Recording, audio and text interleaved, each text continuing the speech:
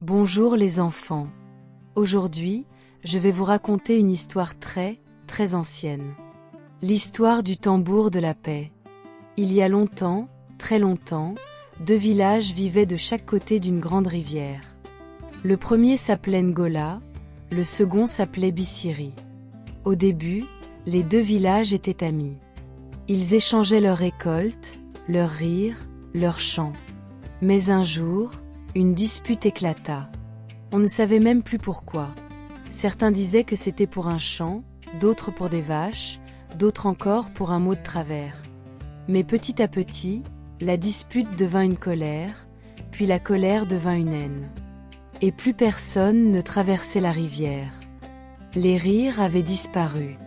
Dans le village de Ngola vivait un petit garçon appelé Tamba. Tamba aimait courir, chanter, mais ce qu'il aimait par-dessus tout, c'était jouer du tambour.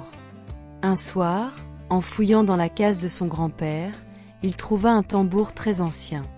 Le bois était fendu, la peau abîmée, mais quand Tamba posa ses mains dessus, boum, boum, boum, le son résonna comme un battement de cœur. « Grand-père, d'où vient ce tambour ?» demanda-t-il. Le vieil homme répondit. « C'est le tambour de la paix, mon enfant. Autrefois, on le jouait quand deux villages voulaient se réconcilier. » Les yeux de Tamba brillèrent. « Alors, si je le joue, peut-être que Ngola et Biciri redeviendront amis. » Au lever du soleil, Tamba s'assit au bord de la rivière. Il regarda l'autre rive où les enfants de Biciri jouaient, sans jamais lui parler. Il prit une grande inspiration, leva ses mains, et commença à frapper le tambour. Boum, boum, boum. Un rythme lent, doux, comme une caresse. Les oiseaux s'arrêtèrent de chanter. Les enfants de Biciri tendirent l'oreille. Puis, l'un d'eux s'approcha, un petit garçon nommé Sori.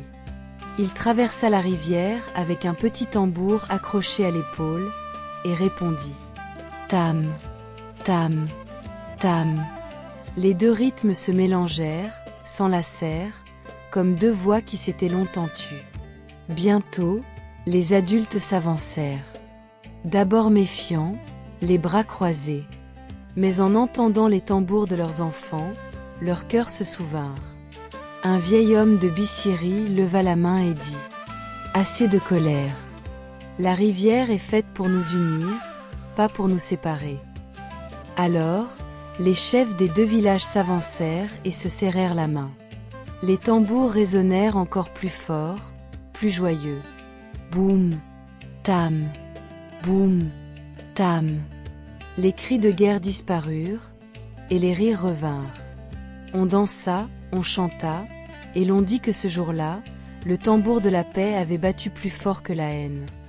Mes petits, retenez bien cette histoire. Quand les mots blessent, quand les cœurs se ferment, il faut trouver un rythme, une voix, une main tendue. Car la vraie force, c'est la paix.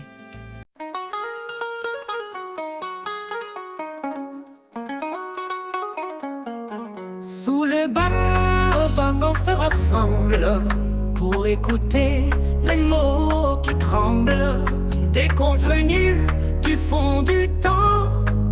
Petits et grands tendent à l'oreille doucement. Le vent raconte, la lune éclaire les voix d'hier. Dans la poussière, tambour bat fort, le feu crépite.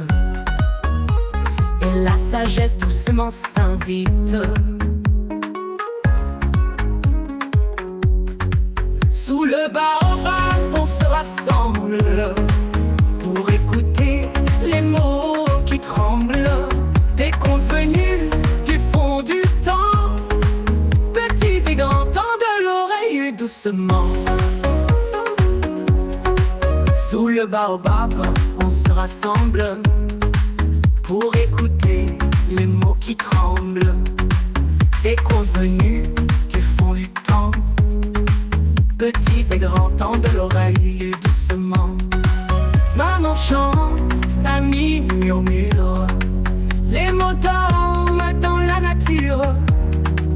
Un lion danse, un oiseau parle, le ciel d'Afrique nous emballe. Écoute bien, le baobab a mis le chemin. Sous ses branches, la magie fleurit encore chaque nuit. Sous le baobab, on rêve ensemble, et nos cœurs doucement s'assemblent. Là où les contes prennent vie, bienvenue dans Petit Baobab, mon ami.